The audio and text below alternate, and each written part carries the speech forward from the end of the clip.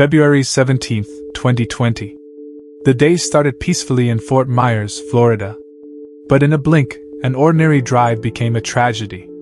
A minivan veered off on a street in Boulevard, smashed into palm trees, flipped over, and little 3-year-old Serenity Rose Robinson, not wearing a car seat, was thrown from the vehicle. Her mother, Leslie Jo Ziegler, survived with minor injuries. Serenity did not. As first responders rushed to the scene, the crash looked like a nightmare. Emergency crews found Serenity lying on the pavement, alone and unprotected.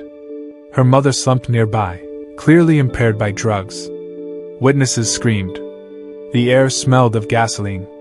The world froze. This was not just an accident. It was a preventable tragedy set in motion by choices. A tiny child paid the highest price. If you are watching from anywhere around the world, please subscribe, like, and comment with your city or state. Spread this story.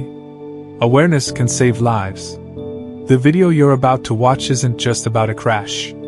It's about failure, 2 failures. First, a mother drove under the influence of multiple drugs, without securing her child. Then, a police officer stopped that same mother a month earlier, found drugs in the car and the little girl sleeping unrestrained, but he chose not to report it. He let them go. 1 death followed. 1 investigation. Where was justice? This story will take us back in time, to January 18, 2020, when Fort Myers officer Tyler Williams pulled over Leslie. In the van, meth, heroin, needles, and Serenity asleep in the back. The officer saw it all. Instead of calling the Department of Children and Families, he gave a warning and said he didn't want to deal with DCF that early in the morning. No arrest. No report. A free pass. A month later, Serenity was dead. Stay with me. Once we go through the courtroom and see how this affected Serenity's family and the local community, I want to ask you something deeply personal. If Officer Williams had done his duty on that January morning, if he'd acted when he saw a toddler alone with drugs in the car, do you think Serenity might still be here with us today? Serenity Rose Robinson was just 3 years old. A bright and playful little girl living in Cape Coral, near Fort Myers, Florida. She loved giggling in the bathtub, hugging her family at bedtime, and chasing bubbles in the yard. Family and friends describe her as curious, full of energy, always ready with a smile that could light up any room. She was the light of her mother's life. Her mother, Leslie Jo Ziegler, was about 30 and struggled in ways many parents might not show. She had lost her driver's license, faced past issues with controlled substances. She wasn't perfect, but she tried. Together they lived in a modest neighborhood. On the surface, it looked ordinary: morning routines, school pickups, Sunday dinners. Leslie tried to keep Serenity safe and cared for, and neighbors remember Leslie doting on her daughter, even amidst personal stress. In early 2020, life felt fragile. Leslie carried emotional weight, facing legal troubles, financial strain, and personal challenges.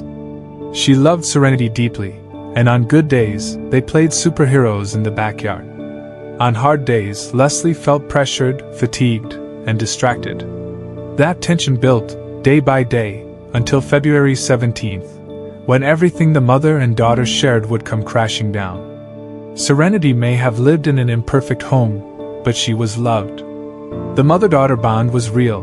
Bedtime stories, giggles over pancakes, calls of "Mommy!"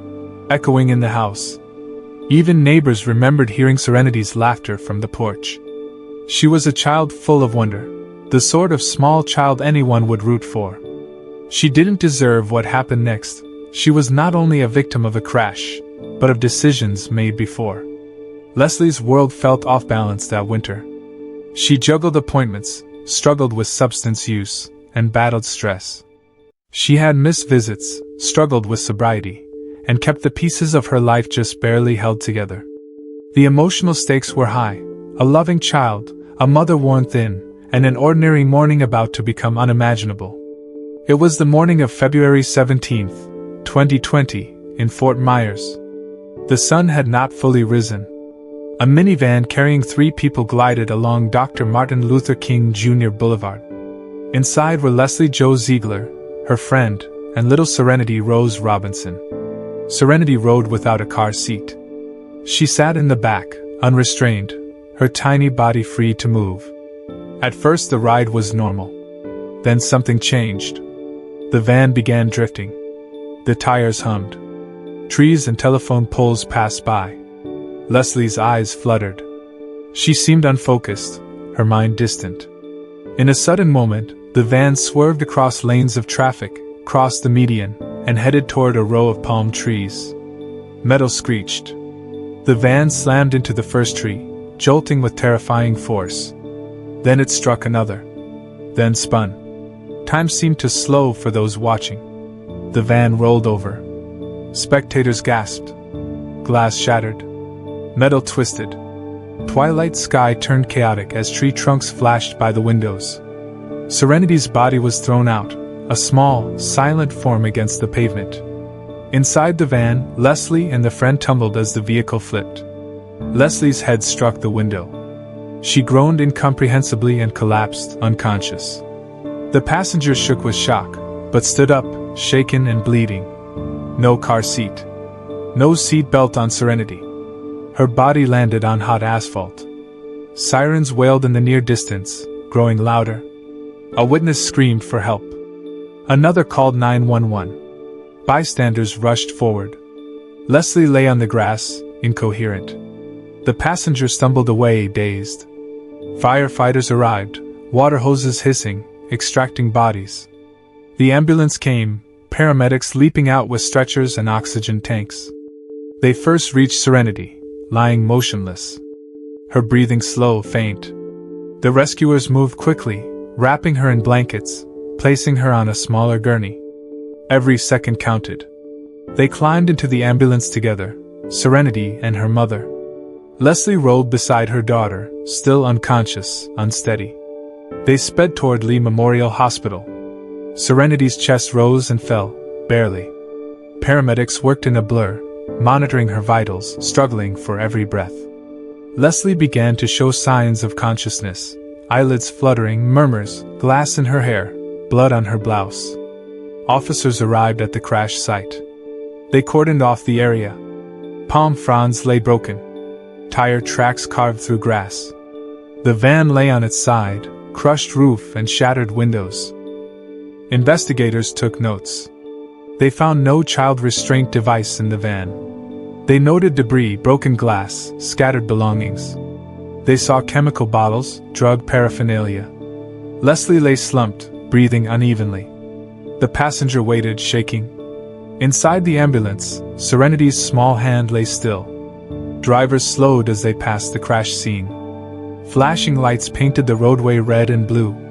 The air smelled of gasoline and burned rubber. Heartbeats felt loud in silence. Emergency workers worked with urgency and dread. Authorities were briefed. A 3-year-old was ejected. Her condition was critical. The mother was impaired. She had been found carrying multiple controlled substances. Investigators believed she blacked out before the crash. The van had no child seat. Witnesses confirmed Serenity had no restraint. The crash was devastating, but what no one knew yet was whether Serenity would live. At the hospital, doors swung open. Inside, doctors waited. Serenity was carried off in a fetal position of trauma. Leslie, murmuring, was guided into another bay. Families held back behind yellow tape. The world hushed. Serenity died shortly after she arrived at Lee Memorial Hospital. Doctors worked quickly, but her injuries were too severe. The 3-year-old passed away, leaving questions and grief in her wake. Soon after, Fort Myers police were on the scene. They interviewed witnesses, the passenger Carly Hartnett, and Leslie herself. Early statements from authorities framed the incident as a tragic accident. Reports mentioned blacking out, drug impairment, and possibly a sudden medical event. No one yet named the crash as caused by negligence. Instead, speculation ranged from mechanical failure to a moment of lost consciousness behind the wheel, perhaps even a medical emergency or blackout. Leslie told investigators she lost consciousness just before the crash. She claimed she had no control over the van as it veered off the road. Investigators noted that there was no child restraint device inside the vehicle, and that Serenity was completely unrestrained at the time of the crash. The passenger, Carly, described the drive as normal until the van suddenly drifted and rolled, echoing the narrative of a loss of control. Meanwhile, speculation began to swirl. Some neighbors asked, was someone else driving? Some rumors floated about foul play. Others suggested a medical crisis, like a seizure or a sudden health breakdown. Investigators checked maintenance records and tire conditions. They looked at brake systems, engine performance, steering alignment. They ran tests for mechanical failure, hoping for answers that didn't point to human error. Every possibility was weighed. Investigators also interviewed witnesses near Dr. Martin Luther King Jr. Boulevard. Some recalled seeing the van flick sideways before impact. One witness shared that the vehicle did not slow before striking the trees. Another speculated the van drifted after a sudden jerk, perhaps due to a medical incident in the driver's seat. Carly Hartnett's testimony became key. She confirmed Serenity sat in the back with no restraint. She backed Leslie's claim of losing control, but couldn't explain why the van left the road. In the early phase, defense lawyers and family advocates framed Leslie as a worn-down mother, overwhelmed and deeply remorseful. Media coverage took a sympathetic tone, calling her devastated and saying she cooperated fully with police. Early public narrative was soft. Headlines described: tragic crash, mother blacked out, family in mourning. Some speculation in community forums and social media questioned whether it was intentional, a calculated act, or a medical emergency. No solid evidence yet pointed to wrongdoing. The idea of sabotage, foul play, or even another driver remained alive in speculation. Insurance investigators examined the car's interior: seats, belts, airbags, glass, all documented. Nothing indicated tampering. Still, questions lingered. Investigators explored alternative leads. They considered if someone else had switched seats with Leslie, or if the passenger suddenly took control. They weighed whether alleged medical history of Leslie might have played a role. Was she fainting? Did she suffer from a chronic condition that could cause blackout? They checked her medical visits, prescriptions, appointments. But medical records remained sealed, and theories stayed speculative. As attention turned to Serenity's tiny body, the emotional toll on the family was visible. Yet legal investigators remained thorough. They looked into toxicology, possible substances in Leslie's system. In the coming days, police would confirm impairment by multiple controlled substances, shifting the story. But at this early stage, investigators and the public held out hope it was a freak accident, not criminal negligence. The defense strategy appeared to rest on uncertainty. Blame the unknown. Let time pass. Question the facts. Suggest alternate causes. Delay conclusions. Suggest that perhaps no one was at fault. Investigators turned their attention to police records and discovered a startling fact. On January 18, 2020, nearly a month before the crash, Fort Myers officer Tyler Williams had stopped Leslie Jo Ziegler for speeding at the intersection of Colonial Boulevard and Solomon Boulevard, around 4:50 a.m. That early stop changed everything. Leslie was driving with 3-year-old Serenity, asleep in the back. Unrestrained, no car seat. In the vehicle, authorities found methamphetamine, heroin, and drug paraphernalia. Instead of arresting Leslie or calling the Department of Children and Families, Williams issued a warning.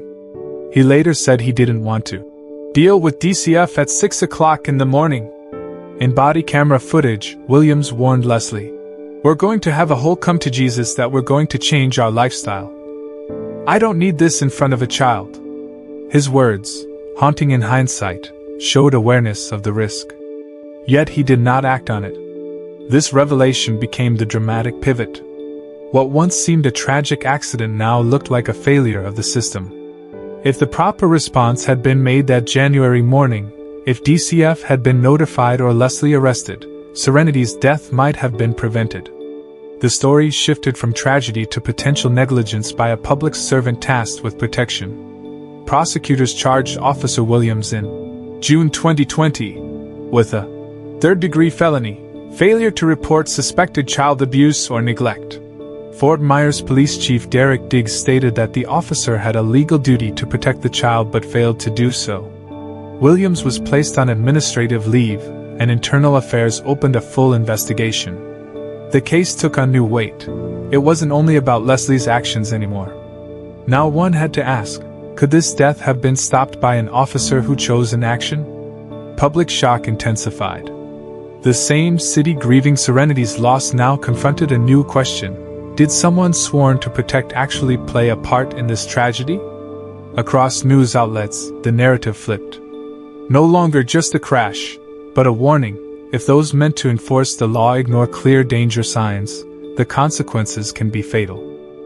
Defenders of Williams argued that there were no visible signs of neglect at the scene. The child looked clean and well cared for. Williams claimed that DCF reports got them nowhere, and that he believed giving a firm lecture would prompt change. Still, the laws and policies demanded he act. In November 2020, a judge dismissed the criminal charges. The ruling said there was no nexus between the traffic stop conducted by defendant and the accident that resulted in that death. In effect, because the crash happened weeks later, the court found the stop and the later crash too disconnected for criminal liability. Even so, the case against Williams had cast a long shadow. He was fired by the Fort Myers Police Department after the Internal Affairs investigation concluded there were policy violations. Though criminal charges were dropped, his career ended. The moment of the revelation stands as a turning point, a mother's poor choices, yes, but also a system that failed a small child at the earliest opportunity. What started as a tragic accident now included the failure of an officer whose inaction allowed a vulnerable child to remain in danger. Leslie Jo Ziegler's actions on that morning became the central focus. Toxicology reports revealed she had multiple controlled substances in her system during the crash: methamphetamine, fentanyl, methadone, benzoylecgonine, diazepam and nordiazepam. She was driving impaired, far over any safe limit. Investigators confirmed the vehicle had no child restraint device, and that Serenity was completely unrestrained at the time of the crash. These facts turned speculation into proof.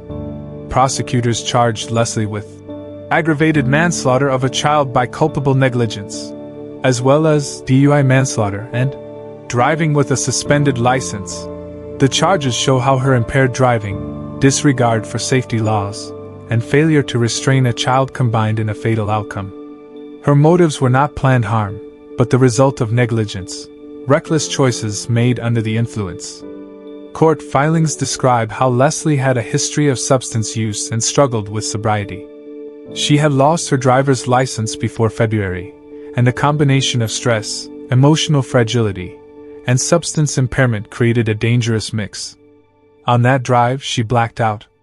When the van drifted and flipped, Serenity had no protection. That failure to restrain her daughter elevated the risk from serious to deadly. In her trial, prosecutors argued these elements: impairment, blacking out, suspended license, and unrestrained child, made her decisions the direct cause of death. Leslie eventually pleaded guilty in or around July 2022. She was sentenced to 184 months in prison, over 15 years, for aggravated manslaughter of a child, with an additional concurrent sentence of 174 months for DUI manslaughter. She will serve 10 years of probation after release, along with substance abuse counseling, DUI school, a strict curfew, random drug testing, community service, and was permanently banned from driving. Her license was revoked, and fines and court costs were imposed on her. This sentence reflects the weight of responsibility she carried. The court found her actions alone led to Serenity's death.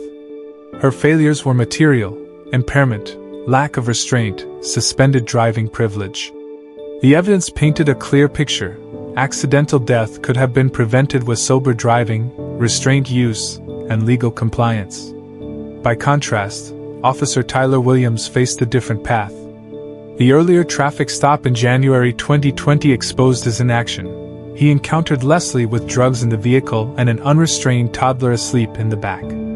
The law required him to act and notify child services. Instead, he let them go with a warning. Prosecutors charged him with third-degree felony for failure to report suspected child abuse or neglect. Williams was placed on administrative leave. An internal investigation found policy violations. He was later fired. But in November 2020, a judge dismissed the criminal charges. The ruling concluded that there was no nexus between the traffic stop and the later crash, meaning the court found that the officer's failure to report could not be legally connected to Serenity's death weeks later. Without that legal link, criminal liability did not stick. Leslie remained in prison, but Williams walked away. This contrast deepens the emotional tension. The mother, impaired and negligent, took full legal responsibility and was punished harshly. The officer, who arguably had the power to help, was absolved of criminal charges, even while internal discipline ended his career. In public statements, law enforcement and prosecutors emphasized the system's obligations, but the law's reach ended where legal causation could not be proven. Court documents and press releases highlighted the divergence. Leslie's conviction underscored the consequences of driving impaired and failing to protect a child.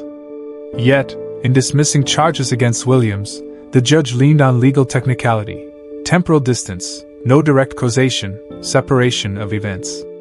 To many in the community, it felt like two systems, one punitive toward the mother, one protective of the institution. The weight of the case rested on one person, Leslie. Her plea and sentence closed one chapter in the courtroom. Meanwhile, Williams's dismissal of criminal liability cleared him the way to new employment, and later new legal issues, but not for this case. The emotional impact remained stark. One person punished for negligent homicide, another person who saw danger and did nothing, and escaped criminal charges. This divergence shaped the narrative. Mother and child connected through tragedy. Mother convicted, child lost. Officer investigated, fired, then freed by lack of legal link. The court filed against both, but only one carried the weight. That contrast would fuel outrage, mourning, and ongoing debate about accountability for those sworn to protect. Leslie was arrested in April 2020, turning herself in after authorities identified her as the driver who crashed the minivan. She faced charges that included aggravated manslaughter of a child, DUI manslaughter, and driving with a suspended license. In the early hearings, she was held without bond. Her defense argued she was remorseful, impaired by substances, and emotionally fragile. They painted her not as evil, but as overwhelmed and deeply regretful. As the case moved forward, prosecution presented a strong case, toxicology confirming multiple drugs in her system, no car seat in the vehicle, a history of license suspension, and clear violation of child safety laws. The narrative of a loving, but impaired mother couldn't outweigh the facts. In July 2022, Ziegler pleaded guilty, and the court imposed a heavy sentence. 184 months in prison, over 15 years, for aggravated manslaughter, alongside a concurrent 174-month sentence for DUI manslaughter. Following her release, she will serve 10 years of probation, including drug offender supervision, substance abuse counseling, DUI school, random testing, curfew from 10 p.m. to 6 a.m., and 100 hours of community service, along with fines and court costs. Her driver's license was revoked permanently. Meanwhile, the case against Fort Myers officer, Tyler Williams, took a different course. Williams was accused of failing to report suspected child abuse during a January 2020 traffic stop, where he found Leslie driving with drugs in the car and Serenity unrestrained. Though prosecutors charged him with a felony for failure to notify Child Protective Services, a judge ultimately dismissed the criminal charges in November 2020, citing no legal nexus between the stop and the later crash. Williams was placed on administrative leave, and Internal Affairs concluded he violated departmental policies. He was fired in 2021, but never faced criminal liability in Serenity's death. However, Williams's legal issues resurfaced with a different incident. On July 4, 2023. While working as a Hendry County deputy, he used excessive force on a handcuffed man, slamming the suspect to the ground and causing unconsciousness. He then falsified the incident report to justify his actions. This led to a federal indictment in April 2024 for depriving civil rights and obstructing justice. After a mistrial in November 2024, he was retried and found guilty in February 2025. In May 2025, a judge sentenced Williams to 33 months in federal prison, followed by supervised release. The irony is stark. Williams avoided criminal consequences for failing a toddler and an entire community when Serenity died, but was later punished for a violent act unrelated to child welfare. Meanwhile, Leslie remains fully accountable for her decisions that cost her daughter's life. The community impact has been profound. The Fort Myers Police Department conducted internal reviews, prompting policy changes and stricter guidelines around child welfare stops. Public trust eroded, and families demanded better oversight. Serenity's memory reverberates, not as a case file, but a wake-up call for vigilance and enforcement. In the end, the story is about loss and missed opportunity. One unreported traffic stop, one mother's impaired decision, one small child's life ended senselessly. What was lost? A toddler's laughter, a future cut short, a mother undone. The lessons: child safety must never be ignored, substance abuse and legal duties carry weight, and institutions must act, not retreat. Serenity's story remains a powerful, tragic testament. When duty fails and choices are careless, the consequences are irreversible.